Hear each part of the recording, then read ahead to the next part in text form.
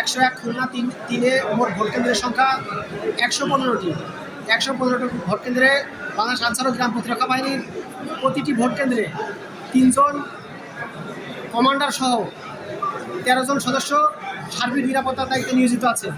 এই পরিপ্রেক্ষিতে বাংলাদেশ আনসার ও গ্রাম প্রতিরক্ষা বাহিনীর খুলনা 3 আসনে 115টা ভোট কেন্দ্রে 1495 জন আনসার বিডিবির সদস্য সার্বিক নিরাপত্তার দায়িত্বে নিয়োজিত থাকবে।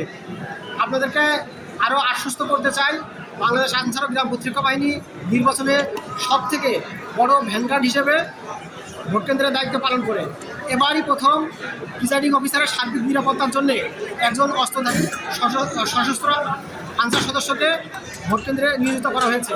ভোট কেন্দ্রে গুরুত্ব বিবেচনায় অধিক গুরুত্বপূর্ণ এবং গুরুত্বপূর্ণ এই দুটি কেন্দ্রে প্রতি কেন্দ্রে 3টি করে অস্ত্র এবং সাধারণ ভোট কেন্দ্রে 2টি করে অস্ত্র মোতায়েন থাকবে।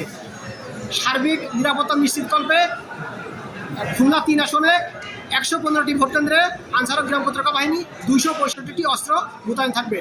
এভাবেই আনসার ও গ্রাম প্রতিরক্ষা বাহিনী খুলনা 3 আসনে সার্বিক নিরাপত্তা নিশ্চিত করবে, এই প্রত্যাশা আমরা ব্যক্ত করছি।